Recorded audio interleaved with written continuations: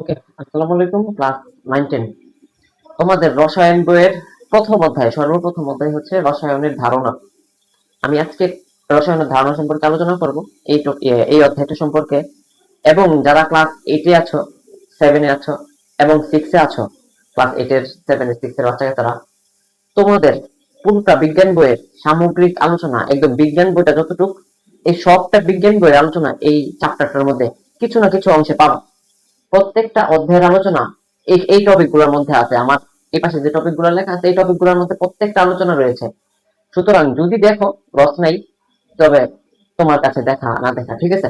ওকে, আমি শুরু করি লেকচারটা, ঠিক আছে? লেকচারটা এমনিতে একটু বড় হইতে যাচ্ছে, আশা করি বড় হবে। চেষ্টা করবো বড় না করার, আমি বড় লেকচার খুবই কম দিই। বিজ্ঞান কাকে বলে? প্রথম টপিকটা হচ্ছে কি বিজ্ঞান। হ্যাঁ, বিজ্ঞান কি? বিজ্ঞান হচ্ছে বিশেষ জ্ঞান। বিজ্ঞান কি? বিজ্ঞান হচ্ছে বিশেষ জ্ঞান। ওকে, আমি এখানে একটু লিখি।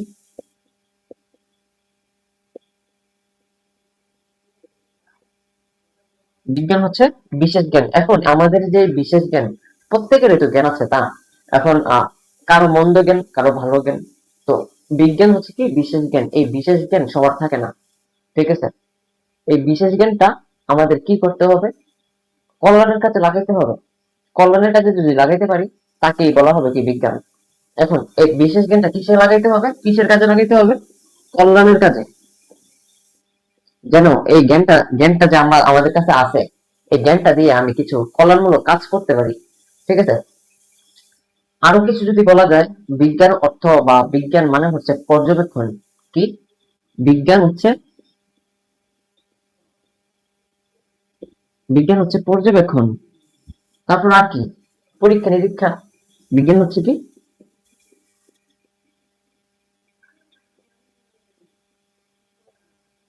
বিজ্ঞান হচ্ছে পরীক্ষা নিরীক্ষা, ব্যাখ্যা, তথ্য ব্যাখ্যা, তথ্য ব্যাখ্যা। এই যে সবকিছু পরীক্ষা নিরীক্ষা, পর্যবেক্ষণ, তথ্য ব্যাখ্যা, সবকিছু হতে হবে যৌক্তিক। সেটাকে আমরা কি বলবো? যৌক্তিক, পরীক্ষামূলক, প্রমাণমূলক। সেটাকে আমরা বলবো কি বিজ্ঞান, ঠিক আছে? সেটাকে কি বলবো? বিজ্ঞান। বিজ্ঞান জিনিসটা ভাইয়া প্রাচীন কাল থেকেই, মানে প্রাচীন কালে এই বিজ্ঞান জিনিসটার কি হয়েছে, সূচনা হয়েছে। বাট আধুনিক বিজ্ঞান, আমরা যেহেতু এখন বিজ্ঞানের যুগে বসবাস করতেছি, আমাদের বিজ্ঞানটা প্রাচীন নাই, আধুনিক হয়ে গেছে। কি হয়ে গেছে? আধুনিক হয়ে গেছে। এই যে আমি বললাম যে কল্যাণের কাজে লাগাইতে হবে, কিভাবে কল্যাণের কাজে লাগাবো? দেখো, ধরো আমার উপরে যে পাখা আছে বা ফ্যান আছে, ঠিক আছে? ফ্যানের তো তিনটা পাখা। এখন আমি যদি না জানি এই ফ্যানকে কাজে লাগাই কি করা যায়, রাতে আমি আহ নির্দ্বিধায় ঘুমাইতে পারবো। বাতাস, বাতাস নিয়ে গরমের দিনে, ঠিক আছে? ফ্যান আমাদেরকে কি দেয়? বাতাস দেয়, ঠিক আছে? বাতাস দেয়। এই যে পাখাগুলো আমাদেরকে কি দিতেছে? ঘুরে ঘুরে ঘুরে ঘুরে বাতাস দিতেছে। এটা তো আমাদের এই জ্ঞানটা তো থাকা লাগবে যে ফ্যান আমাদেরকে কি দেয়। ফ্যান লাগাইলে, সুইচ অন করলে বিদ্যুতের মাধ্যমে এখানে কি যায়? এক ধরনের বিদ্যুৎ শক্তি যায়, এবং বিদ্যুৎ শক্তি, যান্ত্রিক শক্তি, এগুলো জানতে হবে আমাদের। এগুলোর নাম হচ্ছে কি জ্ঞান। এখন এই জ্ঞানটা যদি আমাদের না থাকে, বা জ্ঞানটা যদি আমি না জানি, তাহলে কি করব? ফ্যানে তিনটা পাখা আছে, আমি এই তিনটা পাখা দিয়ে কি করতে পারি? আমার তো জ্ঞান নাই। আমরা কি করব? পাখাগুলো খুলে শিকারের কাজে লাগিয়ে দিব। ধরো আমরা প্রাচীন যুগে তো কি করতাম? শিকার কাজ করতাম, যেহেতু সরু সরু পাখা আছে, এগুলো দিয়ে কি করতাম? শিকার করতাম। তো অ্যাকচুয়ালি এটা হচ্ছে ফ্যান। এটা দিয়ে আমরা কি করতে পারি? এটাকে কাজে লাগাইয়া খুব ভালো জিনিস তৈরি করছি। যেমন ভালো জিনিস কি তৈরি করছি? ভালো জিনিসই তো পাখা আর কি, ঠিক আছে? এটা এগুলোকে আমাদের কি করতে হবে? কল্যাণের কাজে লাগাইতে হবে, মাথায় রাখতে হবে। ওকে, দেন হচ্ছে রসায়ন কাকে বলে? হোয়াট ইজ রসায়ন? ভাইয়া বিজ্ঞানের অনেকগুলো শাখা আছে, বিজ্ঞানের অনেক শাখা আছে। এই বিজ্ঞানের একটা শাখার নাম হচ্ছে কি রসায়ন। বিজ্ঞানের একটা শাখার নাম কি? রসায়ন। এই একটা শাখার নাম হচ্ছে রসায়ন। আর একটা শাখার নাম হচ্ছে পদার্থ, পদার্থ বিজ্ঞান। আর একটা শাখার নাম হচ্ছে জীববিজ্ঞান, ঠিক আছে? এই যে রসায়ন, এই যে রসায়ন, রসায়ন জিনিসটা কি? এটা অবশ্যই একটা বিজ্ঞানের শাখা, ঠিক না? এটা অবশ্যই একটা বিজ্ঞানের শাখা। যদি স্পষ্ট ভাবে বলা যায়, তাহলে বলবো আমি বিজ্ঞানের যে শাখায় পদার্থের গঠন, পদার্থের ধর্ম, তারপর হচ্ছে রূপান্তরিত অবস্থা, এগুলো নিয়ে আলোচনা করা হয় তাকে কি বলে? রসায়ন বলে। কি বলে? রসায়ন। 1 2 3। একটা হচ্ছে গঠন, একটা হচ্ছে ধর্ম, একটা হচ্ছে রূপান্তরিত অবস্থা।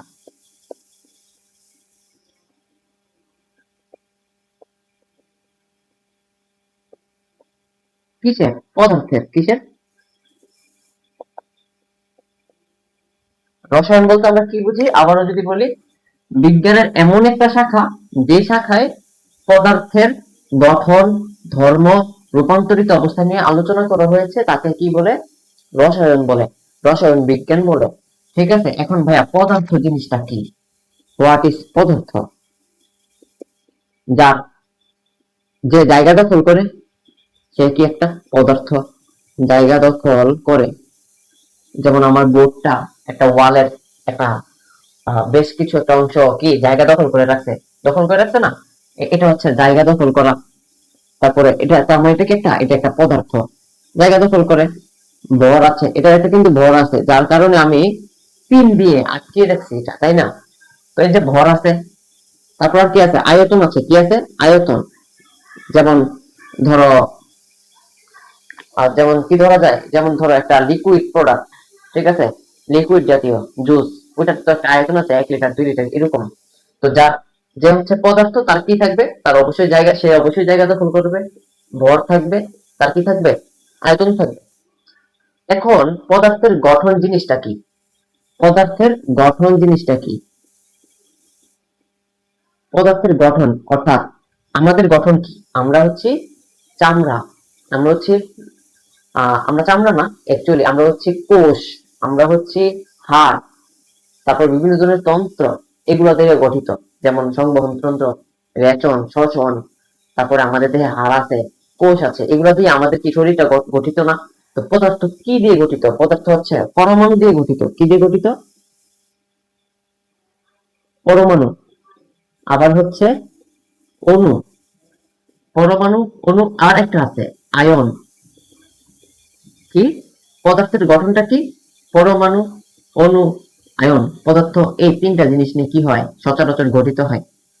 বাকি ডিটেলস পরে, তবে আপাতত জেনে রাখো পরমাণু, অণু, আয়ন নিয়ে পদার্থের গঠন। ঠিক আছে, তারপর যদি আমি ধর্ম সম্পর্কে বলি, ধর্ম, পদার্থের ধর্ম, পদার্থের ধর্মটা কি? পদার্থের ধর্ম হচ্ছে এদের একটা গলনাঙ্ক আছে, স্ফুটনাঙ্ক আছে। কি আছে? গলনাঙ্ক, গলনাঙ্ক বা স্ফুটনাঙ্ক। আর কি, আর কি থাকতে পারে? এটার জন্য ঘনত্ব থাকতে পারে, গতি, বিক্রিয়াশীল।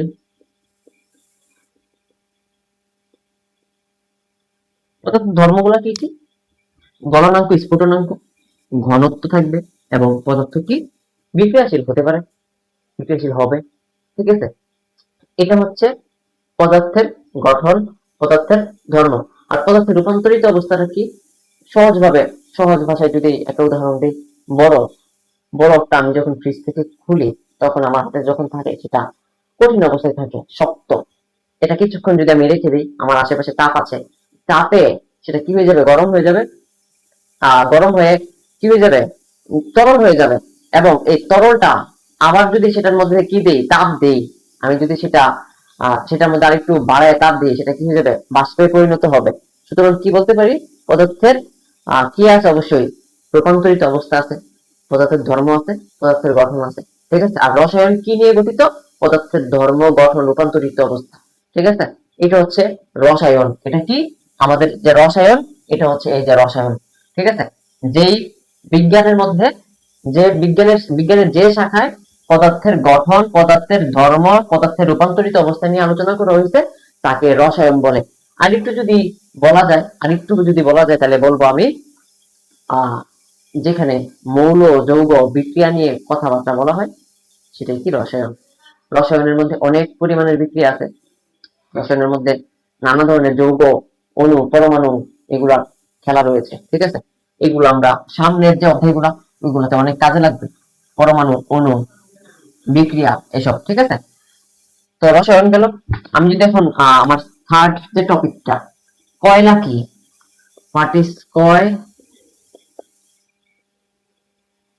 কয়লা, কয়লা কি, কয়লাটা কি ভাইয়া?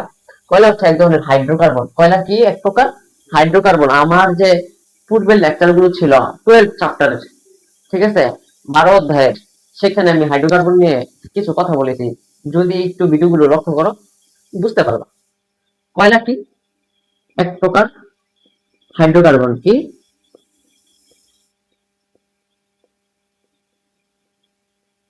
কয়লা হচ্ছে এক প্রকার হাইড্রোকার্বন। হাইড্রোকার্বনটা কি? হাইড্রোকার্বন হচ্ছে হাইড্রোজেন এবং কার্বনের সম্মিলিত রূপকে হাইড্রোকার্বন বলে। কার্বন এবং হাইড্রোজেনের সম্মিলিত রূপকে কি বলে? হাইড্রোকার্বন বলে। কয়লা কি? কয়লা হচ্ছে পাললিক শিলা। কি শিলা?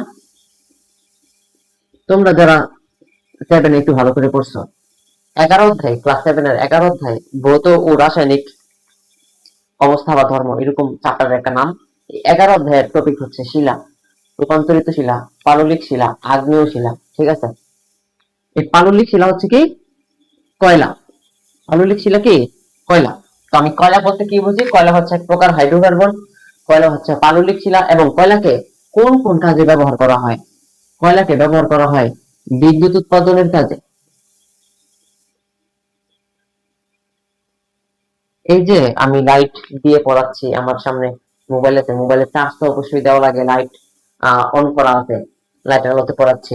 এই যে বিদ্যুতের কারণে তো আমরা এই লাইটটা আজকে জ্বালাইতে পারছি, তাই না? এই যে বিদ্যুৎ উৎপাদন হচ্ছে, ঠিক আছে, বিদ্যুৎটা কার মাধ্যমে উৎপাদন হচ্ছে? কয়লার মাধ্যমে উৎপাদন হচ্ছে। আর কোথায় কয়লার কাজ রয়েছে? অবশ্যই সার শিল্পে কয়লার কাজ রয়েছে। শিল্পে। কোথায় কয়লার কাজ রয়েছে? শিল্পে কয়লার কাজ রয়েছে। কয়লা সম্পর্কে আমি যদি বলি, কয়লা হচ্ছে ফসিল কয়েল। মানে ঠিক আছে কিনা দেখিও, হ্যাঁ। ফসিল কয়েল, ফসিল কয়েল অর্থ কি? জীবাশ্ম জ্বালানি।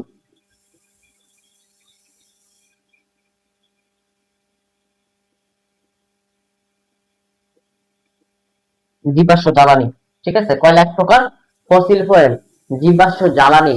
এখন কথা হচ্ছে, কয়লা কি ফুরিয়ে যাবে? জি, কয়লা এক সময় ফুরিয়ে যেতে পারে যদি আমরা এর আহ এখন থেকেই এটাকে ঠিক মতো ব্যবহার না করি, অনবরত উল্টাপাল্টা ব্যবহার যদি করি, তাহলে এক সময় কয়লা ফুরিয়ে যাবে, বিদ্যুৎ উৎপাদন অফ হয়ে যাবে। সুতরাং কয়লা খুবই মূল্যবান। কয়লা কি? অবশ্যই মূল্যবান। তাহলে কয়লা ফুরিয়ে যেহেতু যাবে, এটাকে আমি বলতে পারি নন রিনিউয়েবল। নন রিনিউয়েবল অর্থাৎ অনবায়নযোগ্য, যেটাকে পুনরায় আবিষ্কার করা যাবে না।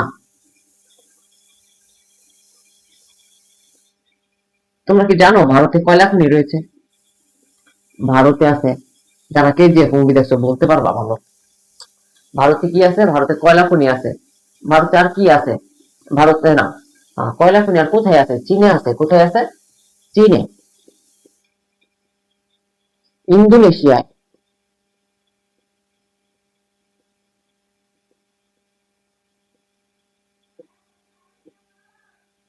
ভারতে কয়লা খনি আছে, চীনে আছে, ইন্দোনেশিয়ায় কি আছে? কয়লা খনি আছে। এই কয়লাটা তারা পাইছে কোথা থেকে?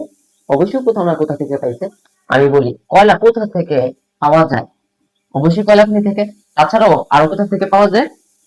আহ অনেক বছর, বহু বছর আগে, বহু বছর আগে যদি বৃক্ষ মাটি চাপা পড়ে, এখনকার দিনে সেটা কি হিসেবে পাওয়া যাবে? কয়লা হিসেবে পাওয়া যাবে। অর্থাৎ বহু বছরের পুরাতন বৃক্ষ।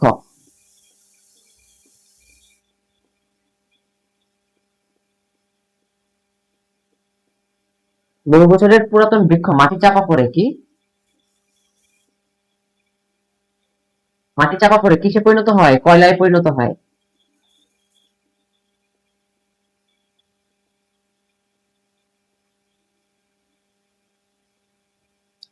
এগুলো হচ্ছে কয়লা, ঠিক আছে। কয়লা সম্পর্কে আমি যতটুকু বললাম, মোটামুটি এতটুকু যদি ধারণা রাখতে পারো ভালো, ঠিক আছে। আর কিছু কি বলা যায়? কয়লা হচ্ছে, আমি যদি আরেকবার রিভাইজ দিতে পারি, কয়লা হচ্ছে নন রিনিউয়েবল, অনবায়নযোগ্য। কয়লা কি?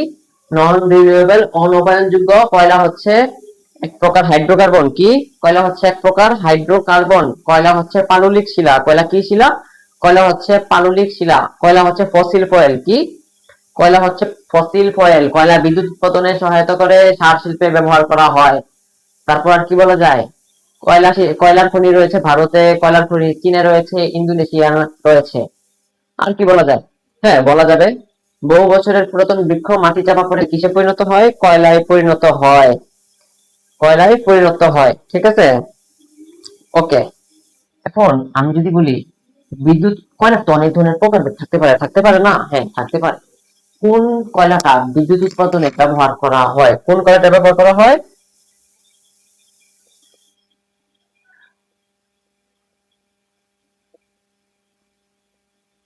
বিটুমিনাস। এই কয়লাটা বিদ্যুৎ উৎপাদনে সব থেকে বেশি ব্যবহার করা হয়। আরেকটা কয়লার নাম যদি বলি, সেটা কয়লার একটা প্রকারভেদের মধ্যে পড়ে। আরেকটা কয়লা হচ্ছে লিগনাইট।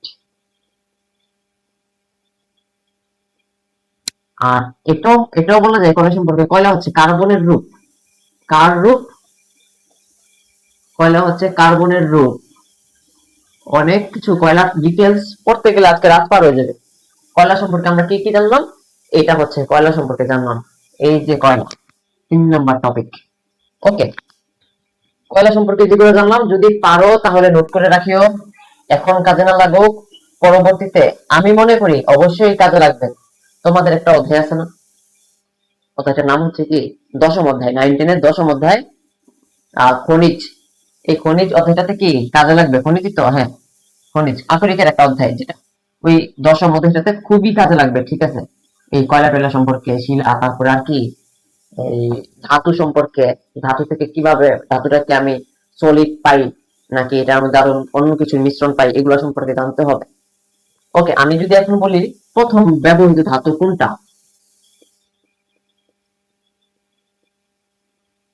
প্রথম যে মেটালটা ব্যবহার করা হয়েছে, ধাতুটা ব্যবহার করা হয়েছে, সেটা হচ্ছে কি? তামা। সেটা কি? সেটা অবশ্যই তামা। প্রাচীন কালের কথা ভাই, এগুলো অনেক প্রাচীন কালের কথা। প্রথম যে মেটালটা ব্যবহার করা হয়েছে সেটা কি? সেটা হচ্ছে তামা। তামাকে আমরা কিভাবে চিনি? তামা হচ্ছে কপার। তামা কি? কপার। কপারকে আমরা বলি হচ্ছে Cu। কি বলি? Cu। কপারের সংকেত Cu।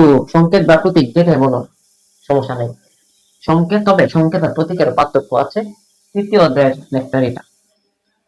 Cu কপারকে কি বলে? কপার। Cu কপার কিভাবে আসছে? কাপ্রাম থেকে আসছে।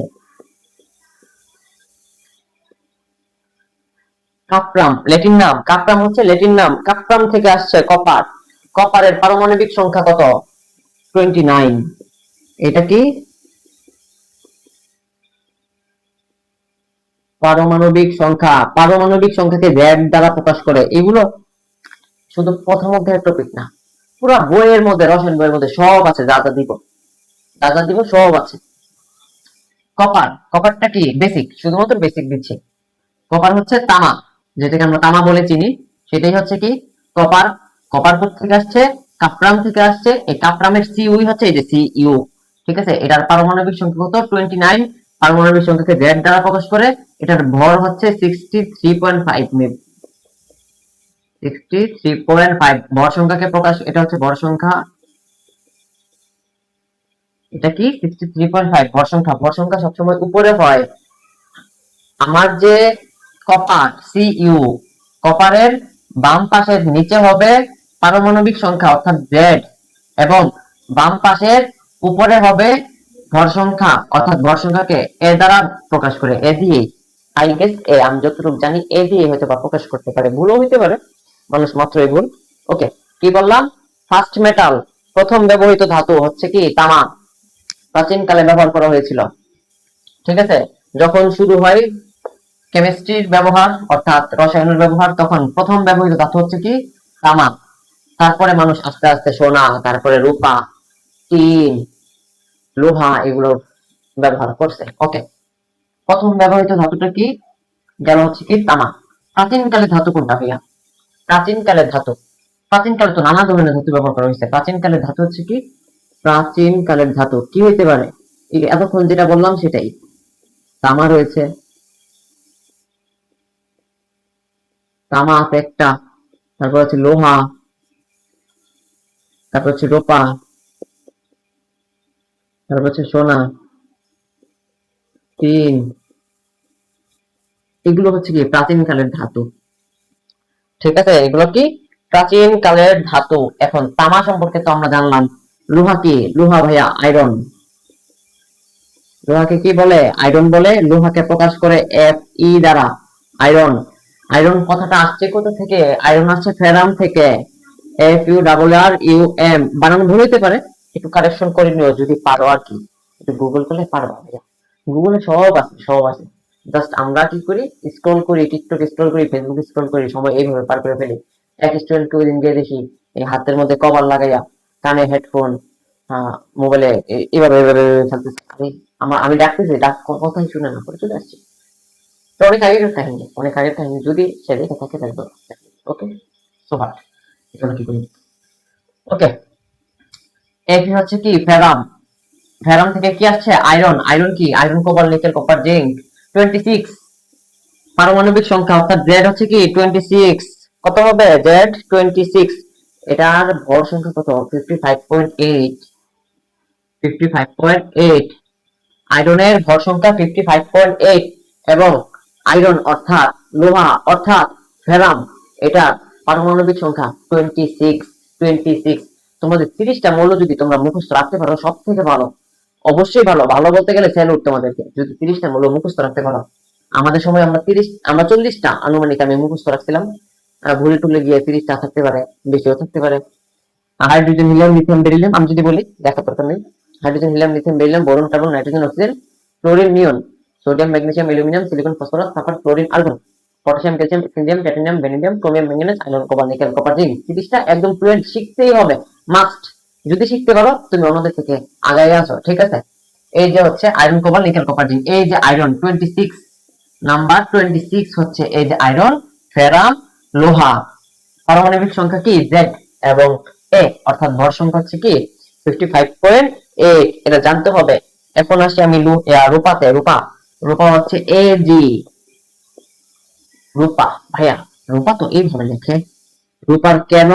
রূপা তো তাহলে আর ইউ হওয়ার কথা ভাই, আর ইউ কেন হইলো না? কারণ রূপার যে এজি আছে, রূপার ল্যাটিন নাম হচ্ছে আর্জেন্টাম। আর্জেন্টিনা দিয়ে বলে রাখতে পারো, আর্জেন্টাম। এই এ আর এর আর, আর জেন্টামের জি, এ জি, এজি। এজি হচ্ছে কি রূপা। রূপা কত নাম্বার? রূপা 47। রূপা কত? রূপা 47। রূপার নাম্বার হচ্ছে 47। 47 নম্বরে আছে কি রূপা। 47 নম্বরে আছে কে? রূপা, মাথায় রাখতে হবে। ঠিক আছে, 47 নম্বরে কি আছে? রূপা। রূপার ল্যাটিন নাম কি? আর্জেন্টাম। রূপা কোত্থেকে আসছে? আর্জেন্টাম ল্যাটিন নাম থেকে আসছে। লোহা কোত্থেকে আসছে? লোহা আসছে ফেরাম থেকে, মাথায় রাখতে হবে। Okay, tin. What is tin? Tin ভাইয়া হাফ সেঞ্চুরি, মাথায় রাখতে হবে। 50। টিন কি? 50। কোথা থেকে আসছে? স্টানাম। এটার ইংরেজি ওয়ার্ডটা আমার মেবি হবে না, এর জন্য আমি বাংলা লিখে ফেলছি। সহজ সরল স্বীকারোক্তি। ঠিক আছে, 50। টিন, টিন অর্থাৎ স্টানাম। স্টানাম থেকে কি আসছে? টিনটা, টিন কথাটা আসছে। পারমাণবিক সংখ্যা কত? 50। উপরেরটা জানা দরকার নেই, খুবই কম আসে। ঠিক আছে, ওকে। আর কি কি লাগতে পারে? সোনা। সোনা খুবই ইম্পর্টেন্ট, খুবই ইম্পর্টেন্ট। সোনা একটা সংকট ধাতু, মাথায় রাখবা। সোনা সংকট ধাতু না? সোনা কি সংকট ধাতু? ওয়েট, একটু অপেক্ষা করো। সোনা কি সংকট ধাতু? গণনা তৈরিতে ব্যবহৃত স্বর্ণ একটি সংকট ধাতু। জি, সোনা সংকট ধাতু। কেন সংকট ধাতু? এটা বইয়ে আছে, প্রথম পৃষ্ঠার পড়া, রসায়ন ধারণা প্রথম পৃষ্ঠার পড়া। সোনা কেন সংকট ধাতু? সোনা কেন সংকট ধাতু? আসতে পারে, আসতে পারে, আসতে পারে, না আসতে কিছু করার নেই। Okay. সোনা, সোনা কত নাম্বার? 79। 79। সোনা কত নাম্বার? 79। কোথা থেকে আসছে? Aurum, A U R U M, aurum থেকে আসছে। এই যে সোনা। ঠিক আছে, এটাকে কি দ্বারা প্রকাশ করে? এ ইউ দ্বারা প্রকাশ করে। এ ইউ, এ ইউ দ্বারা প্রকাশ করে। সোনা অরম থেকে আসছে। ঠিক আছে, অরম, অরম মনে রাখতে হবে। ক্লিয়ার? ওকে, দেন আমার টপিক কি? দেন আমার টপিক হচ্ছে সংকর ধাতু। ভাইয়া সংকর ধাতুটা কি? সংকর ধাতু হচ্ছে সোনা একটা সংকর ধাতু। কেন সংকর ধাতু? আসো কেন সংকর ধাতু বলি। সংকর ধাতু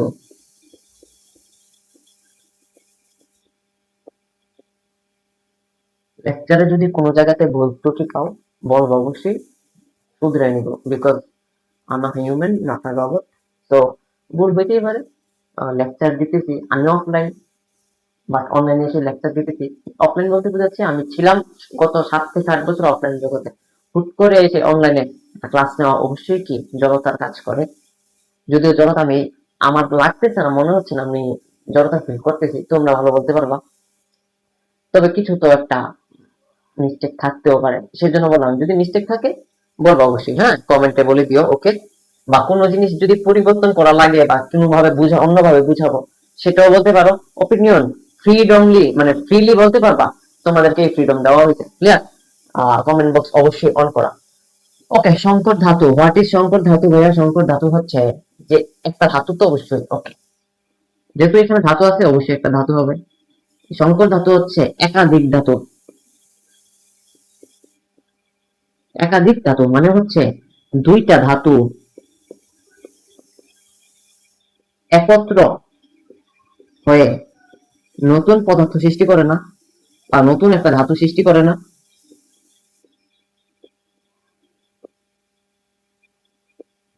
দুইটা ধাতু, ধরো এই যে একটা মার্কার, এই যে একটা মার্কার, ঠিক আছে? দুইটা মার্কারকে যদি আমি কোনোভাবে গলায় টলায় আবার একটা মার্কারে পরিণত করতে পারি, মার্কারের শেপটা কি এরকম থাকবে? অবশ্যই না, চেঞ্জ হবে না। এই যে নতুন যে চেঞ্জ, এটাকে বলে সংকর ধাতু। কি বলে? আর এই যে আমি দুইটা যে নতুন দুইটা যে মার্কার ইউজ করছি, কেন দুইটা করলাম? কারণ সংকর ধাতুতে অবশ্যই একাধিক লাগে। কি লাগে? একাধিক।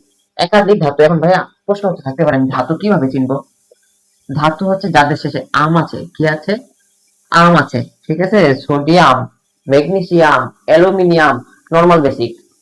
ল্যাটিন নামও জানতে হবে আমাদের, কিছু কিছু মৌলের ল্যাটিন নাম থেকে, যেমন আমি বললাম কি, এই যে দেখো এফ ই, এফ ই ছিল হচ্ছে আয়রন, ঠিক আছে? আয়রন, আয়রন থেকে আসার কথা ছিল, আয়রন হচ্ছে লোহা, আয়রন থেকে আসার কথা ছিল কি আয়ার, বাট বাট আসছে হচ্ছে এফি। কেন আসছে?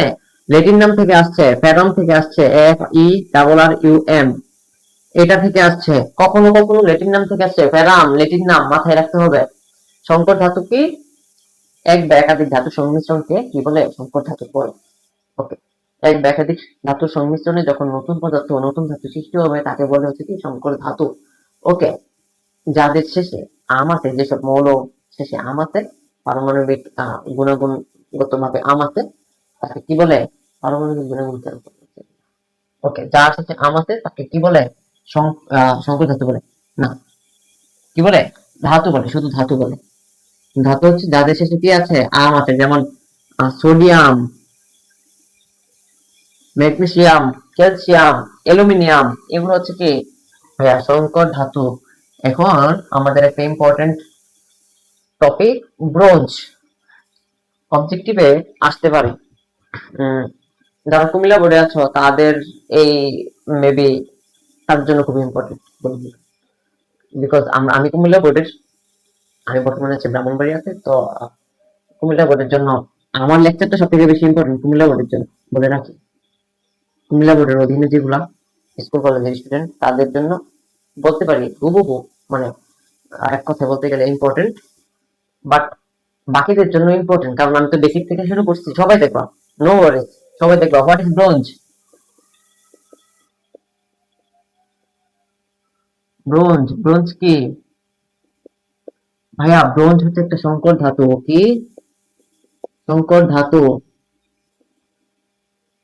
ব্রোঞ্জ হচ্ছে কি সংকর ধাতু। এই সংকর ধাতুটা কি আমি একটু আগে বললাম, এক বা একাধিক ধাতুর সংমিশ্রণে যখন নতুন পদার্থ সৃষ্টি হবে তাকে কি বলে? তখন তাকে বলে হচ্ছে ব্রোঞ্জ। কি বলে? তাকে বলে হচ্ছে ব্রোঞ্জ, মাথায় রাখতে হবে কিন্তু, ঠিক আছে? ব্রোঞ্জ। কপার প্লাস টিন দিয়ে তৈরি, কপার প্লাস টিন দিয়ে কি তৈরি?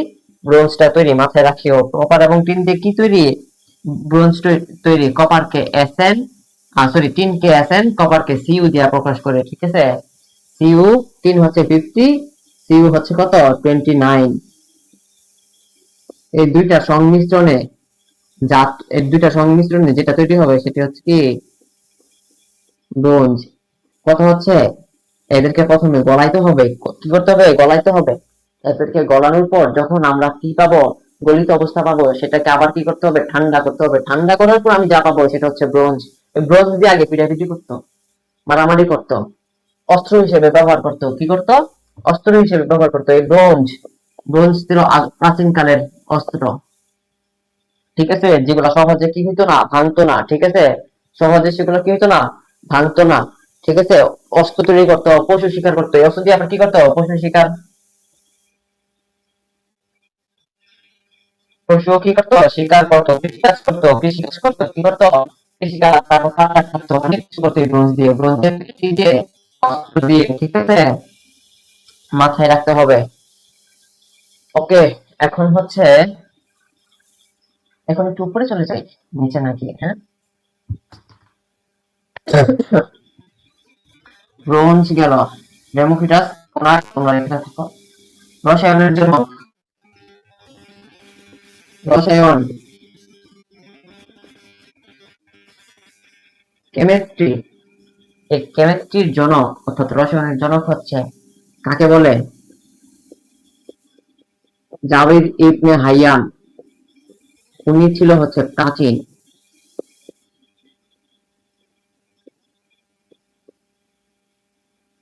মধ্যযুগীয় আরবে, যুগটা ছিল মধ্যযুগীয় আরবে রসায়ন চর্চা একমাত্র তিনি শুরু করেছিলেন।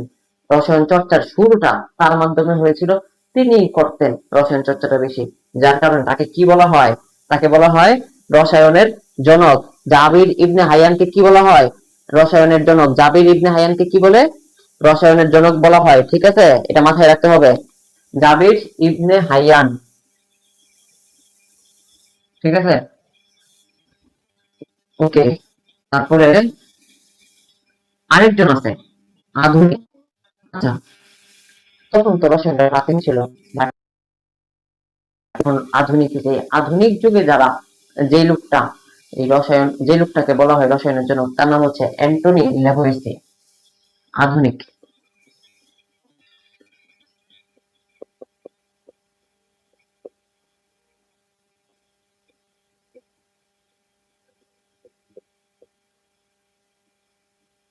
অবজেক্টিভের জন্য মাস্ট ইম্পর্টেন্ট।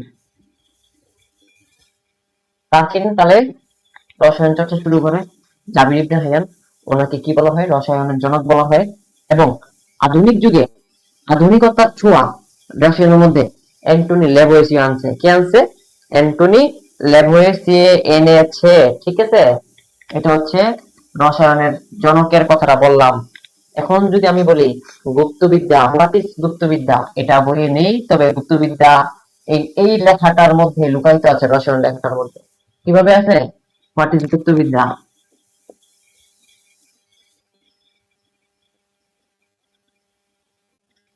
গুপ্তবিদ্যা জিনিসটা হচ্ছে কি, আমরা গুপ্তচর বলি। তো গুপ্তচর কারা? যাদেরকে ধরা যায় না, লুকায় লুকায় চুরি করে চলে যায়।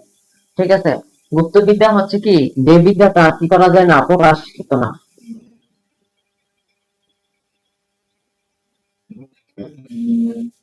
যে বিদ্যাটা সচরাচর কি হইতো না, প্রকাশিত হইতো না। মানে হচ্ছে লুকায় লুকায় চর্চা করতো সবাই। কি করতো? লুকায় লুকায়। কেন চর্চা করতো?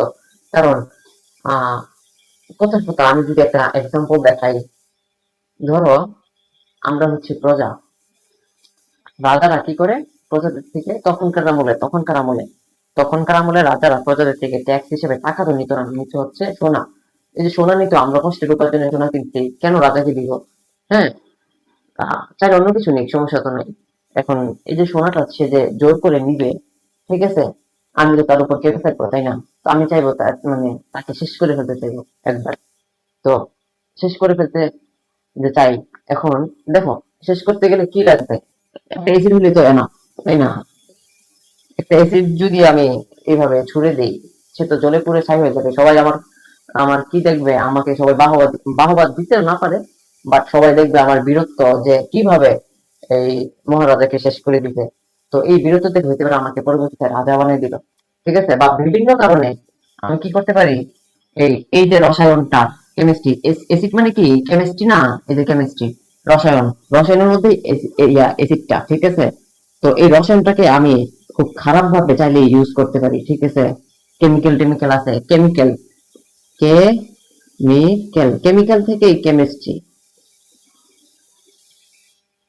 ঠিক আছে। এই যে কেমিক্যাল অ্যাসিড, ঠিক আছে। এই যে মনে করো যে এটা প্রকাশ হতো না, তখন কেন হতো না? যদি সবাই জেনে যাইতো, সবাই তো এইগুলোর চর্চা করতো, তখন দেখা যেত যে একজন আরেকজনকে চাইলে কি মেরে ফেলতে পারতো। তো বা বিভিন্ন কারণে কি এটা লুকায় রাখা হইতো, আরো বিভিন্ন কারণে কি হইতো, লুকায় রাখা হইতো। এটা সবাইকে বুঝানো হইতো না, পড়তে দেওয়া হইতো না। এই যে লুকায় রাখা হইতো, এর জন্য এটাকে কি বলে? গুপ্ত বিদ্যা বলা হয়। কি বলা হয়? গুপ্ত বিদ্যা। কি বলা হয়? গুপ্ত বিদ্যা, ঠিক আছে।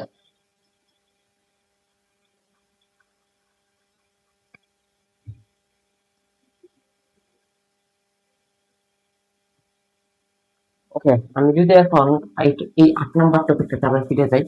ডেমোক্রিটাসের ধারণা কি সম্পর্কে ধারণা? ডেমোক্রিটাস একজন বিজ্ঞানী। ডেমোক্রিটাস দার্শনিক, গ্রিক দার্শনিক। এই যে ডেমোক্রিটাস গ্রিক দার্শনিক, তিনি পরমাণু নিয়ে কিছু ব্যাখ্যা দিচ্ছে। পরমাণু নিয়ে কি তা ব্যাখ্যা দিচ্ছে? কেউ বুঝতে পারবেন? পরমাণু হচ্ছে অ্যাটম। অ্যাটম শব্দের অর্থ হচ্ছে অবিভাজ্য। এটা কিন্তু মাথায় রাখতে হবে। অবিভাজ্য মানে হচ্ছে যাকে আর ভাঙা যায় না।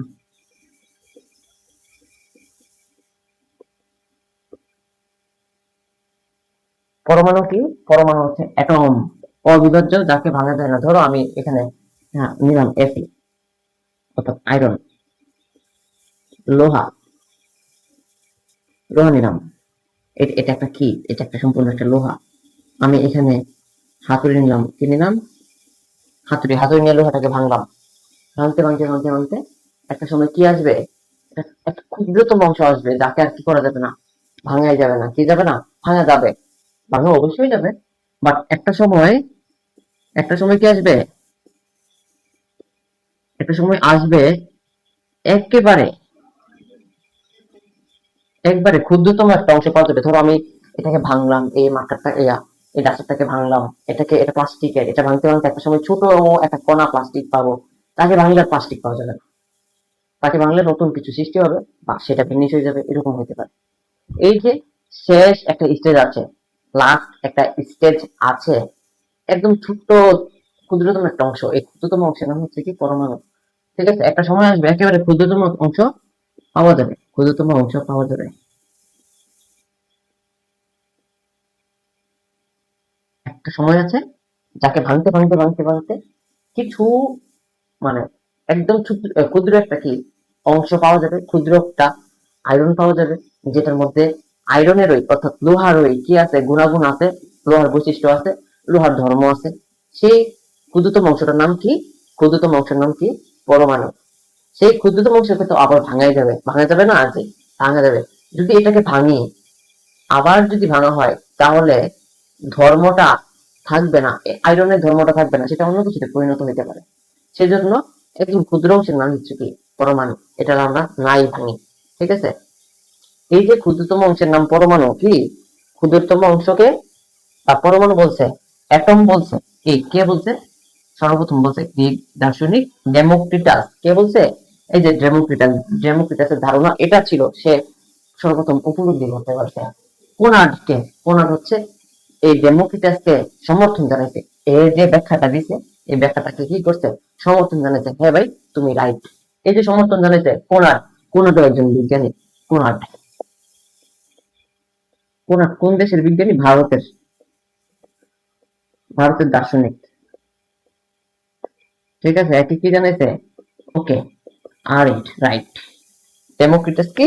অবশ্যই রাইট, ঠিক আছে। এই যে ডেমোক্রিটাস একটা ধারণা দিছে, কত সালে দিছে? খ্রিস্টপূর্বতে দিছে। খ্রিস্টপূর্ব। তোমরা খ্রিস্টপূর্বই অনেকে জানো না, কি খ্রিস্টপূর্ব 380 কি দিছে। আবারও বলি, গ্রিক দার্শনিক ডেমোক্রিটাস খ্রিস্টপূর্ব 380-তে একটা ধারণা দিছে কি পরমাণু সম্পর্কে? পরমাণু হচ্ছে অ্যাটম, অবিভাজ্য, যাকে ভাঙা যায় না। একটা সময় ভাঙতে ভাঙতে একটা ক্ষুদ্রতম অংশ আসবে, যে ক্ষুদ্রতম অংশকে আর ভাঙাই যাবে না। এই ক্ষুদ্রতম অংশের নাম কি? ক্ষুদ্রতম অংশের নাম পরমাণু বা অ্যাটম, তাকে কোনার্ড কি করছে, সমর্থন জানাইছে। কোনার্ড বা তার কাছে কি করছে, অবশ্যই তার ধারণাকে সমর্থন জানাইছে। ঠিক আছে, কি জন্য একটা বলতে নিচ্ছিলাম, হ্যাঁ, খ্রিস্টপূর্ব, খ্রিস্টাব্দ, এই জিনিসটা জানতে হবে। অনেকে এটা নিয়ে মিসকনসেপশন, কি বলে এটাকে, মিসকনসেপশন নাকি, হ্যাঁ এটাই, মানে ভুল ধারণা কি, ভুল ধারণা, অনেকেরই এটা সম্পর্কে ভুল ধারণা। আমি ইংরেজি খুবই কম পারি, তবে চেষ্টা করতেছি, হবে একদিন হবে। ভুল ধারণা ভাইয়া, আমি একটু ভুল ধারণাটা ভাঙি। যিশু, যিশুকে চিনো তোমরা? যিশু কে? যিশু, যিশু খ্রিস্টের নাম তো শুনছো অবশ্যই, তাই না? যিশু খ্রিস্টটা কে, যিশু খ্রিস্ট সম্পর্কে জানতে হবে আমাদের সর্বপ্রথম। ঠিক আছে, আহ যিশু খ্রিস্ট হচ্ছে, যাকে খ্রিস্টানরা বলে যিশু খ্রিস্ট, বাংলাতে ইসলামের ভাষায় ঈসা আলাইহিস সালাম। আমি যতটুকু জানি ভুল হলে মাফ করে দিও। এদিকে একটা, এইদিকে একটা, এটা এই যিশু খ্রিস্টের জন্মের পরের সময়টাকে খ্রিস্টাব্দ বলে, আর যিশু খ্রিস্টের জন্মের আগের সময়টাকে বলা হচ্ছে খ্রিস্ট পূর্ব। ভাইয়া খ্রিস্ট পূর্ব খ্রিস্টাব্দ তো জানি আমি, এটা কেন বোঝাচ্ছে, বোঝাচ্ছে এই কারণে, ধরো এখানে 10, এখানে 100, এখানে 200, এখানে 3500, ঠিক আছে, এখানে 10, এখানে 622, ইংরেজিতে লিখতে হবে, এখানে 2026। এই যে আমরা যে 2026 আসছি, শূন্য থেকে শুরু করে আসছি না, অনেকেই এটা মনে করে। ঠিক আছে, বাট এর আগে কি ছিল, এর আগে ছিল 3500, 3500, 3600, 3700, 3800, অনেক পৃথিবী যখন চালু শুরু হয়েছে তখনকার থেকে গণনা শুরু হয়েছে। আস্তে আস্তে আস্তে আস্তে আস্তে কি শূন্যতে এরকম 3500, 200, 110, এটাকে বলে খ্রিস্টপূর্ব। এই যে বড় থেকে কি 3500 থেকে কি নামতেছে ছোটর দিকে, এটাকে বলে কি খ্রিস্টপূর্ব। আর এখন যে বাড়তেছে এটাকে বলে কি খ্রিস্টাব্দ। এটা কি বলে, এটাকে বলা হচ্ছে খ্রিস্টাব্দ। তোমাদের জেনে রাখতে হবে এরিস্টটলের জন্ম কত।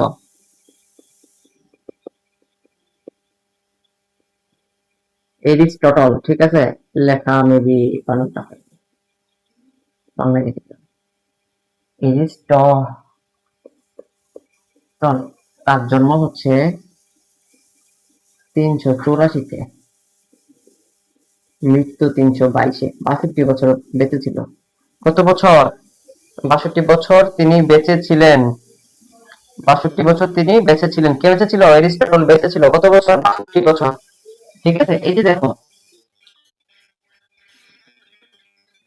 জন্ম 384, মৃত্যু কত? 332। আমাদের অনেকেরই মনে ফটকা থাকতে পারে, ভাই আমার জন্ম যদি হয় 2001-এ, আমি তো 2002-এ মরতে পারতাম, 3-এ, 4-এ, 5-এ, পরে না মরে, আগে কেন মরে?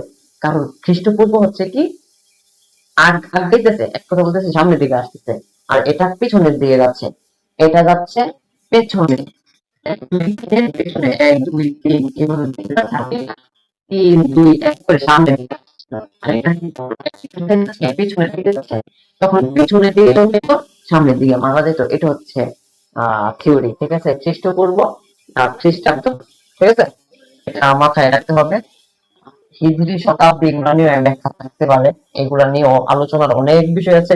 হিজরি আছে, তারপরে শতাব্দী আছে, ঠিক আছে, নতুন যুগের সূচনা কে করছে না করছে, এগুলো সবকিছু নিয়ে ব্যাখ্যা আছে। এগুলো জানলে ভালো, জানতে পারলে অবশ্যই কি, জানতে পারলে অবশ্যই ভালো। ঠিক আছে, জানতে পারলে অবশ্যই ভালো। তারপরে আমি যদি একটু নিচের দিকে চলে যাই, কোথায় ছিলাম? ওকে, ডেমোক্রিটাস ধারণা দিতে কি, ডেমোক্রিটাস ধারণা দিতে পদার্থ, পরমাণু, অ্যাটম, অবিভাজ্য, যাকে আর কি ভাঙা যায় না, একদম সিঙ্গেল ছোট ছিল এটা, এসি, এটাকে ভাঙতে ভাঙতে ভাঙতে ভাঙতে ভাঙতে ভাঙতে ভাঙতে ভাঙতে এটা আসছে ছোট্ট, এটাকে ভাঙা যাবে না, এটাই হচ্ছে পরমাণু। এটাই কি পরমাণু, এই ছোট জায়গাটা হচ্ছে কি পরমাণু। আর এই বড় জায়গাটার নাম কি? এই বড় জায়গাটা হচ্ছে লোহা, কি লোহা পদার্থ। ঠিক আছে, এটা ছিল কি ডেমোক্রিটাসের ধারণা, এবং তাকে সমর্থন করছে হচ্ছে কি কোনার্ড, ভারতীয় একজন দার্শনিক। ডেমোক্রিটাস কোন দেশের দার্শনিক? ডেমোক্রিটাস হচ্ছে কোন দেশের? ডেমোক্রিটাস হচ্ছে কোন দেশের? গ্রিক দার্শনিক। কি দার্শনিক?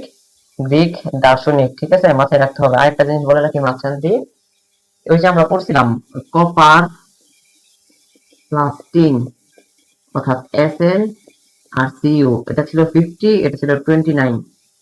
এই জিনিসটা, ঠিক আছে, তৈরি কইরা, সরি, এই জিনিসটাকে গলায় আবার ঠান্ডা করার পরে যে জিনিসটা পাই সেটা কি ছিল? সেটা ছিল ব্রোঞ্জ। এটা কত সালে? এটা মেবি 3500 খ্রিস্টপূর্ব, 3500 মেবি খ্রিস্টপূর্ব 3500, হ্যাঁ 3500 দিকে। ওই যে একটু আগে দেখাছিলাম এই চিপাতে লেখা ছিল 3500, এদিকে 2026, এই 3500-তে আমি যদি আবার রাখি যিশু 1, 2, 4, 2026, 10, 100, 3500, এই যে এই সময়টাতে অনেক আগে কপার আর টিনের প্রচলন ছিল, সেগুলোকে গলায় কি তৈরি করা হয়েছে? ব্রোঞ্জ তৈরি করা হয়েছে, ঠিক আছে, এটা মাথায় রাখতে হবে। এখন আসি এরিস্টটলের ধারণায়। ডেমোক্রিটাস বলছিল কি পরমাণু অবিভাজ্য, যাকে আর ভাঙা যাবে না। বাট এরিস্টটল তার ধারণার, তার যে ধারণাটার বিরোধিতা করছে। এরিস্টটল কি করে? এরিস্টটল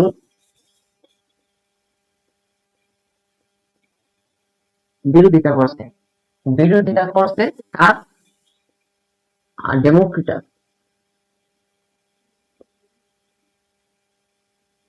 এই লোকটার, এই দার্শনিকটার ধারণাকে কি করছে? ধারণাটার বিরোধিতা করছে। তার সাথে আর কেউ বিরোধিতা করছে না, এটা সেটাতে না। সে যে বিরোধিতা করছে তার মতামতটা কি ছিল? তার মতামতটা ছিল হচ্ছে কি, পদার্থ বা পদার্থ কি দিয়ে তৈরি? মাটি, পানি, বাতাস, আগুন, এটা দিয়ে তৈরি। কি দিয়ে তৈরি? মাটি, পানি, বাতাস, আগুন।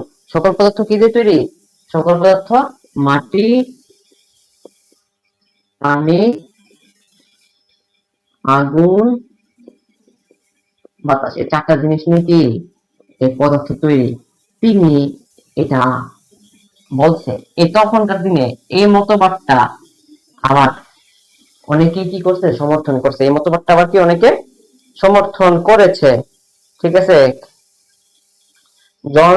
জন ডাল্টনও অনেক কথা বলছে। দেন হচ্ছে বলছে কে, ফ্রান্সিস ছিল, রবার্ট বয়েল ছিল, রবার্ট বয়েল, তারপরে ফ্রান্সিস, জন ডাল্টন, ল্যাভোইসিয়ে।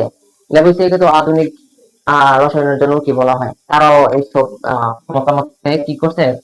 আহ, সহমত জানাইছে, ঠিক আছে। কি জানতে হবে? পদার্থ মাটি, পানি, আগুন, বাতাস, এগুলো দিয়ে কি তৈরি? পদার্থ কি দিয়ে তৈরি? মাটি, পানি, আগুন, বাতাস দিয়ে তৈরি। এটা জানতে পারলে ভালো, ঠিক আছে। ওকে, ধারণা জানলাম কিছু করে, সামান্য। এখন আছি আলকেমি, আলকেমিস্ট। কেমিস্ট মানে হচ্ছে, মানে আলকেমিস্ট মানে হচ্ছে যারা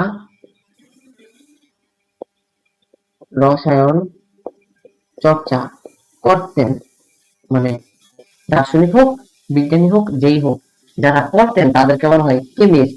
কখন করত? কখন করত? মধ্যযুগী আরবে, মধ্যযুগ আরবের মধ্যে যারা রসায়ন চর্চা করতেন তাদেরকে আলকেমিস্ট বলে। আর আলকেমি তাদের বলে, আলকেমি তাদের কাউকে বলে না। আলকেমি মানে হচ্ছে রসায়ন চর্চাটাকেই বলা হয় কি, রসায়ন চর্চাটাকে বলা হচ্ছে আলকেমি, রসায়ন চর্চা। এই যে রসায়ন চর্চা হইতো, এই হওয়াটাকে বলে আলকেমি। আর যারা করতেন তাদেরকে বলা হতো কেমিস্ট। তাদেরকে কি বলা হইতো? তাদেরকে বলা হইতো কেমিস্ট। আমি যদি একটু এটা কিভাবে আসছে এটা যদি একটু বলি তাহলে মেবি ভালো হবে, ঠিক আছে। আর কেমি, আলকেমিয়া, আলকেমি, আলকেমিয়া, কেমি।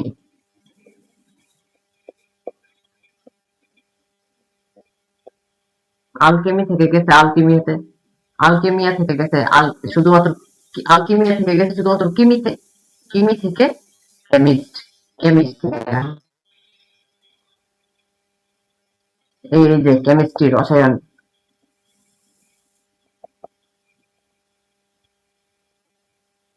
এই কেমিস্ট্রি, কেমিস্ট্রি শব্দের উৎপত্তিটা কোথা থেকে আসছে? আলকেমি, আলকিমিয়া, কিমি, কেমিস্ট, কেমিস্ট্রি। ঠিক আছে, এটাও গেল। প্রকৃত রহস্য উদ্ভাবন, এটা সবার শেষে, এটা না জানলে চলবে। কাঁচা আম, পাকা আম, এটা ভাই জানতে হবে। এটা তো ক্লাস 6, 7, 8, 9, 10 সবার জানতে হবে, জানতে পারলে ভালো। অবশ্যই জানতে পারলে কি সবাই জানতে পারে, অবশ্যই ভালো। ঠিক আছে, কাঁচা আম, আমরা যখন, এই যে এখন তো শীতের সিজন, শীত প্রায় শেষ, আমের ফুল আসছে, আম ধরবে, সর্বপ্রথম কাঁচা আম থাকবে। কাঁচা আম অবশ্যই কি লাগে? টক। কাঁচা আম কি লাগে? কাঁচা আম টক। কেন টক লাগে? কেন টক লাগে? কারণ, কারণ কাঁচা আমে থাকে হচ্ছে দুইটা অ্যাসিড, সাকসিনিক প্লাস লেলোইক অ্যাসিড। এই দুইটা অ্যাসিড কাঁচা আমের মধ্যে থাকে। এরা কি? এরা হচ্ছে অ্যাসিড। আর আমরা জানি, মাথায় রাখতে হবে, অ্যাসিড হচ্ছে টক স্বাদ। অ্যাসিডের স্বাদ কি? অ্যাসিডের স্বাদ হচ্ছে টক। সুতরাং অ্যাসিড, অ্যাসিড যখন টক হয়, তখন এই কাঁচা আমটাও কি হবে? টক। কারণ কাঁচা আমের মধ্যে এরা আছে। এরা কি? এরা হচ্ছে টক। এরা কি? এরা হচ্ছে টক। কাঁচা আম থেকে আস্তে আস্তে আমটা গাছের মধ্যে কি হতে থাকে? পাকতে থাকে না? পাকতে থাকে না? পাকা আম, অর্থাৎ পাকা আম। পাকা আম কেন মিষ্টি হয়? এটা এরা হয়েছে মিষ্টি। কেন মিষ্টি হয়? এখানে একটা পরিবর্তন চলে। ছিল অ্যাসিড, অর্থাৎ টক, হয়ে গেছে মিষ্টি। কেন? কারণ একটা পরিবর্তন তো অবশ্যই আসছে। পরিবর্তনটার নাম রাসায়নিক পরিবর্তন। কি? রাসায়নিক পরিবর্তন। ঠিক আছে, আহ, ছিল হচ্ছে এই অ্যাসিড দুইটা। এই অ্যাসিড দুইটা কিসে পরিণত হয়েছে? অ্যাসিড দুইটা পরিণত হয়েছে হচ্ছে গ্লুকোজ আর ফ্রুক্টোজে। কোথায়? গ্লুকোজ প্লাস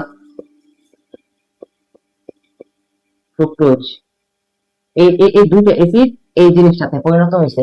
আর এই জিনিসটা হচ্ছে মিষ্টি। গ্লুকোজ খানিকটা মিষ্টি, আর ফ্রুক্টোজ অত্যাধিক মিষ্টি। পাকা আমের মধ্যে কি থাকে? গ্লুকোজ থাকে, ফ্রুক্টোজ থাকে। পাকা আমের মধ্যে গ্লুকোজ, ফ্রুক্টোজ থাকে, যার কারণে তাদেরকে কি লাগে? তারা হচ্ছে কি? তারা হচ্ছে মিষ্টি জাতীয়। ঠিক আছে, আর এদেরকে কি বলে? এদেরকে বলে জৈব অ্যাসিড। যদি বলো ভালো, এদের একটা, এদের বাপ হচ্ছে জৈব অ্যাসিড। এদের এদের ঠিক আছে, এদেরকে বলবো তোমরা জৈব অ্যাসিড। বাট যদি আলাদাভাবে বলা যায়, সাকসেনিক অ্যাসিড, ম্যালোইক অ্যাসিড, এই দুটো অ্যাসিড পরবর্তীতে গ্লুকোজ আর ফ্রুক্টোজে পরিণত হয়। গ্লুকোজ আর ফ্রুক্টোজে যে পরিণত হয়, এই যে গ্লুকোজ আর ফ্রুক্টোজ হচ্ছে অত্যাধিক মিষ্টি, যার কারণে আমাদের কি লাগে? আম খেতে, পাকা আম খেতে মিষ্টি লাগে। কিন্তু কাঁচা আম কি?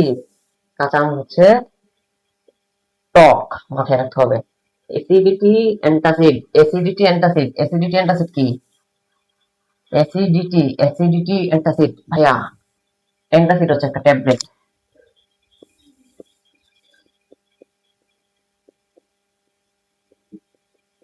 এখনকার দিনে অ্যান্টাসিড ফাইল আকারেও পাওয়া যায়, তরল। বাট অ্যান্টাসিড হচ্ছে একটা ট্যাবলেট। মাথায় রাখবা, তরল বললেও ভুল হবে না। তরল জাতীয় আকারে যে ওষুধগুলো পাওয়া যায়। আমাদের পেটের মধ্যে মাঝে মধ্যে অ্যাসিডিটি সমস্যা দেখা দেয়। কিসের অ্যাসিডিটি? অ্যাসিডিটি মানে হচ্ছে গ্যাসের প্রবলেম দেখা দেয়। কিসের?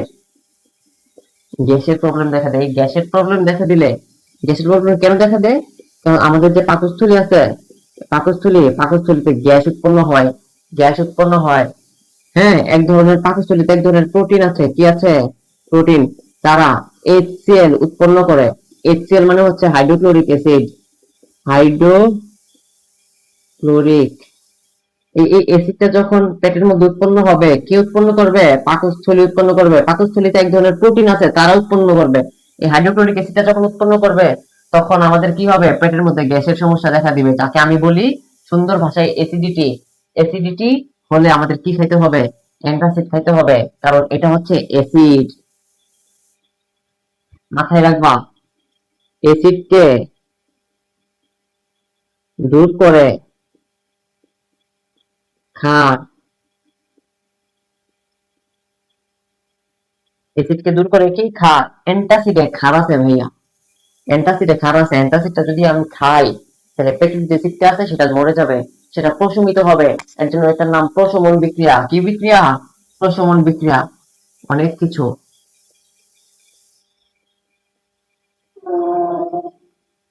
আবারও বলি, আমাদের পাকস্থলীতে কি আছে? প্রোটিন আছে, তারা হাইড্রোক্লোরিক অ্যাসিড উৎপন্ন করে। এই হাইড্রোক্লোরিক অ্যাসিডটা আমাদের পেটের জ্বালা পোড়া সৃষ্টি করে, যেটাকে আমরা বলি হচ্ছে অ্যান্টাসিড, অ্যাসিডিটি। অ্যাসিডিটি যেটাকে আমরা বলি কি? অ্যাসিডিটি। এবং এই অ্যাসিডিটি হইলে আমাদের গ্যাস, আমরা যেটাকে বাংলা ভাষায় গ্যাস্ট্রিকের সমস্যা বলি, গ্যাস্ট্রিকের সমস্যা হলে আমাদের কি খাওয়া লাগবে? অ্যান্টাসিড খাওয়া লাগবে। কেন? কারণ অ্যান্টাসিডের মধ্যে আছে ক্ষার।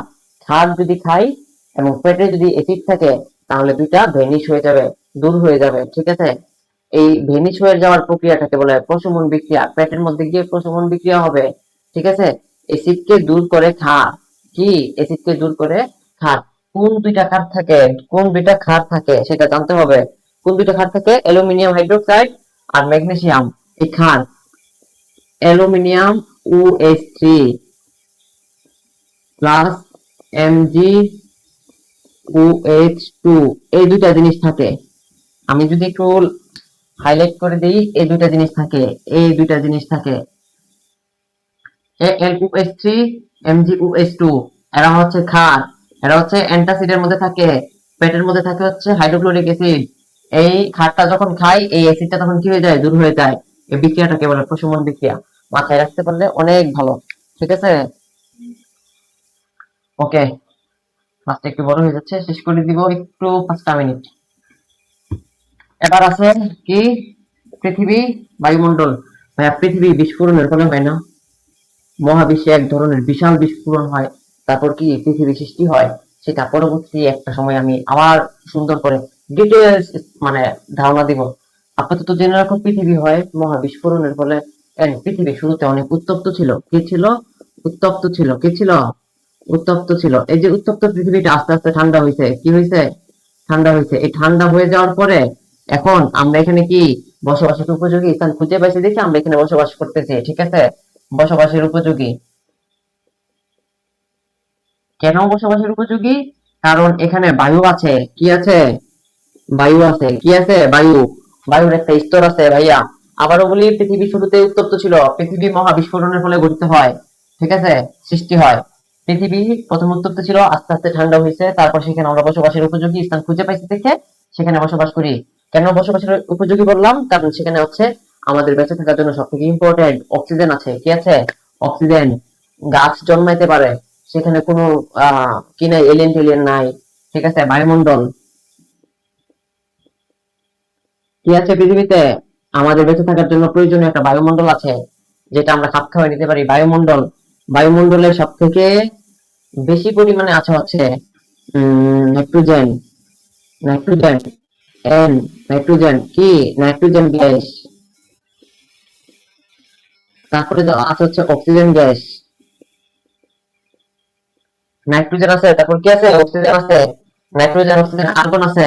কার্বন ডাইঅক্সাইড আছে, হ্যাঁ, কার্বন ডাইঅক্সাইড। কার্বন ডাইঅক্সাইড আছে, অক্সিজেন আছে, নাইট্রোজেন আছে। বায়ুমণ্ডলে কি আছে? নাইট্রোজেন আছে। নাইট্রোজেন কতটুকু? 78। অক্সিজেন কত? 20। কার্বন ডাইঅক্সাইড খুবই কম, 0.03। আর্গন আছে, আর অনেক কিছু আছে, সেটা না যায়, বাদ লাগবে না। সব থেকে বেশি কারণ নাইট্রোজেন, অক্সিজেন, কার্বন ডাইঅক্সাইড। তারপরে নাইট্রোজেন 78, অক্সিজেন 20, কার্বন ডাইঅক্সাইড 0.03। বায়ুমণ্ডলে অনেকগুলো স্তর আছে। একটু সুন্দরভাবে বলে রাখি, বায়ুমণ্ডলের অনেকগুলো স্তর আছে। যদি পারো মুখস্থ করে ফেলবা। বায়ুমণ্ডলের স্তর মনে রাখতে হবে।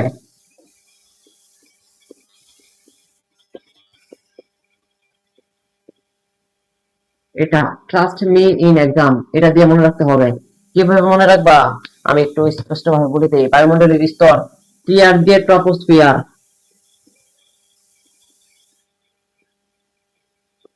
এসটি দিয়ে স্ট্রেটোস্ফিয়ার, স্ট্রেটোস্ফিয়ার, মিডিয়া মেসোস্ফিয়ার, ইন্ডিয়া একটু ডিফারেন্ট, থার্মোস্ফিয়ার। মনে রাখবা, মনে রাখতে হবে। থার্মোস্ফিয়ার, এক্স দিয়া এক্সোস্ফিয়ার, এম দিয়া ম্যাগনেটোস্ফিয়ার। স্ফিয়ার সবগুলোর সাথে লাগাই দিবা। Magneto sphere, exosphere, mesosphere, thermosphere, troposphere, stratosphere. এটাকে ভাই শান্ত মন্ডল বলে, এটাও জেনে রাখো একটু। শান্ত মন্ডল, ঠিক আছে। এই যে গেল পৃথিবী, বায়ুমন্ডল চলে গেল। আরেকটা টপিক, আরেকটা টপিক হচ্ছে কি মরিচা। ভাইয়া অবশ্যই লোহা দেখছো, লোহা তো আমি সারাদিন আলোচনা করতেছি, লোহা, আয়রন। আয়রন, এই আয়রনটা বাতাসের অক্সিজেনের সাথে বিক্রিয়া ঘটাতে পারে। বাতাসে কি আছে? বাতাসে অক্সিজেন আছে, অক্সিজেন গ্যাস আছে। তারপর কি আছে? তারপরে আছে হচ্ছে জলীয় বাষ্প। কি জলীয় বাষ্প আছে বাতাসে। বাতাসের জলীয় বাষ্প বাতাসের অক্সিজেনের সাথে বিক্রিয়া ঘটায় জলীয় বাষ্পের মাধ্যমে। কার মাধ্যমে? জলীয় বাষ্পের মাধ্যমে। এরকমই, এভাবে বলতে পারো, সমস্যা নাই। আয়রন অর্থাৎ লোহা বাতাসের অক্সিজেনের সাথে কি করে? বিক্রিয়া করে। বিক্রিয়া করে কি তৈরি করে? লোহা বাতাসের অক্সিজেন বা জলীয় বাষ্পের সাথে বিক্রিয়া করে কি করে? বিক্রিয়া করে কি তৈরি করে? বিক্রিয়া করে তৈরি করে হচ্ছে লোহার ফেরিক অক্সাইড। কি? লোহার ফেরিক অক্সাইড।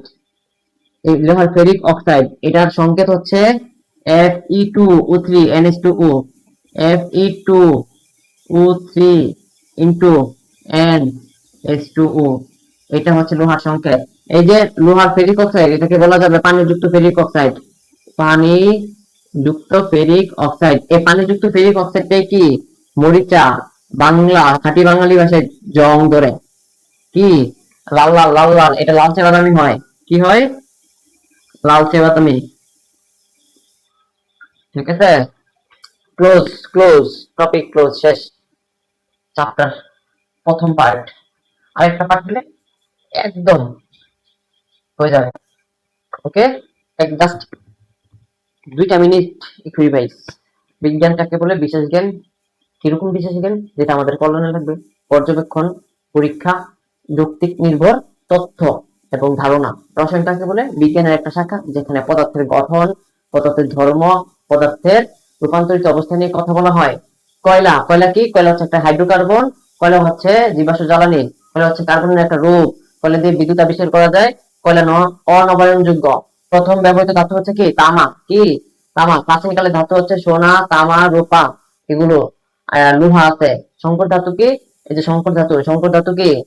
সংকর ধাতু হচ্ছে দুই বা ততোধিক ধাতুর সংস্পর্শে নতুন যে ধাতু বা নতুন পদার্থ সৃষ্টি হয় তাকে সংকর ধাতু বলে। ব্রোঞ্জ কি? ব্রোঞ্জ হচ্ছে কপার এবং টিন কে গলাইয়া যদি আমি আবার ঠান্ডা করি যে নতুন পদার্থ পাবো তাকে ব্রোঞ্জ বলে। ব্রোঞ্জ দিয়ে কি করি? ব্রোঞ্জ দিয়ে আমরা করি হচ্ছে অস্ত্র বানাই। আমি দ্রুত কথা বলি, যদি প্রবলেম ফেস করো অবশ্যই জানাইও। ডেমোক্রিটাসের ধারণা কি? পদার্থ অবিভাজ্য, পরমাণু অবিভাজ্য, যাকে আর কি ভাঙা যায় না। অ্যাটম, একটা পদার্থকে, আয়রনকে, লোহাকে ভাঙলাম, একটা নির্দিষ্ট পরিমাণে এসে তাকে আর কি করা যাবে না, ভাঙা যাবে না। এটা কোনার্ককে, ভারতের একজন দার্শনিক। অ্যাটম কি? অ্যাটম হচ্ছে পরমাণু, যাকে আর কি অবিভাজ্য, যাকে ভাঙা যায় না। রসায়নের জনক হচ্ছে অ্যান্টনি ল্যাভোইসিয়ে, এবং পূর্বে সব থেকে প্রথম যে জনকটা তার নাম হচ্ছে জাবির ইবনে হাইয়ান।